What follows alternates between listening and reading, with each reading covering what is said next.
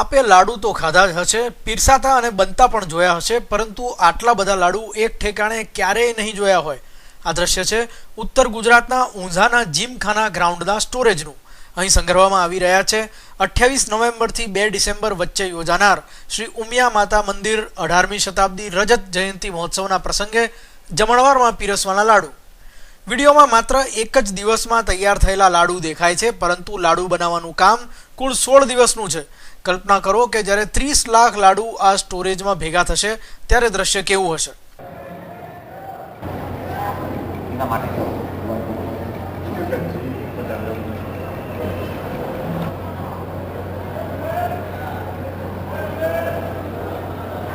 લાડુ મીઠા તો હોય જ, પરંતુ ઉમિયા મહોત્સવના લાડુ કંઈક વધુ જ મીઠા હશે, કારણ કે આ લાડુમાં ભળે છે ઊંઝાના હજારો નિસ્વાર્થ સ્વયંસેવકોની ભક્તિ, શ્રદ્ધા, સેવા અને ઉમંગના ભાવ. બહારથી ઊંઝાનો ઉમિયા મહોત્સવ ભલે માત્ર પાટીદારોનો પ્રસંગ લાગે, પરંતુ ઊંઝામાં જાઓ તો માલુમ પડે કે અહીં તો ઘરે ઘરેથી સ્વયંસેવકો નીકળ્યા છે મહોત્સવને સફળ બનાવવા. લાડુમાં સ્વયંસેવક તરીકે અત્યારે હાલ 2500 માણસો કામ કરી રહ્યા છે. જે કોન્ટ્રાક્ટ આપ્યો છે લાડુ બનાવવાના, એના કારીગરો બીજા જુદા. ઉમિયા મહોત્સવનો લાડુ મીઠો હશે એના બીજા પણ કારણો છે. જેમ કે ગ્રામીણ ઢબનો અસલ જૂની સ્ટાઇલનો લાડુ બનાવવા હેતુથી ગેસનો નહીં પરંતુ લાકડાનો બળતણ તરીકે ઉપયોગ કરીને આ માટે 33 ચૂલા બનાવવામાં આવ્યા છે.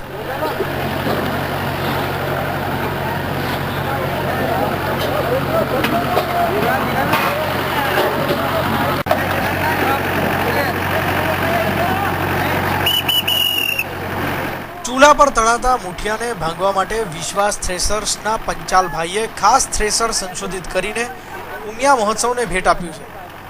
આ થ્રેસર બનાવવાના ક્રમમાં 75,000નો ખર્ચ કરીને બનાવેલા 2 થ્રેસર નિષ્ફળ ગયા, પરંતુ છેવટે આ થ્રેસર બનાવી શકાયો.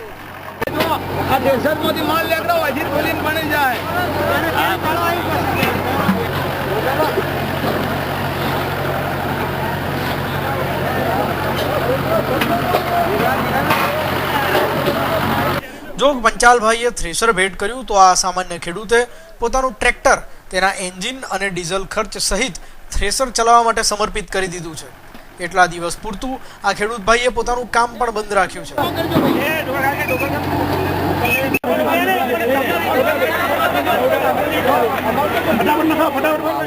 અચ્છા, અને પછી બીજું ઘી તાજું ને ઘી બધા એકદમ કડી જેવું કરીને બધા આપવાનું. આ ચોખ્ખું ઘી, આ ચોખ્ખું સાબર આવ્યું. મોટા મોટા તવામાં ગોળ, લોટ, ઘીના ડબ્બા ઠલવાય અને લાડુ બનાવવાનું કામ ચાલતું હોય એ દ્રશ્ય જોવા જેવું છે.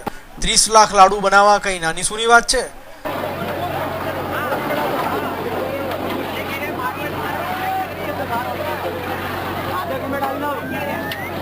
અઢારમી શતાબ્દી મહોત્સવ ઉમિયા માતાજીના યજ્ઞ નિમિત્તે ભોજન સમારંભ મોટો રાખેલ છે.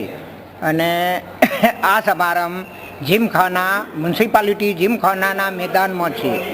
કુલ કેટલા લાડુ બનશે? કુલ અહીંયા બનાવવાના છે 4500, 4500 મણના. ઉમિયા માતાની જય સાથે દેશગુજરાત.com નો અહેવાલ.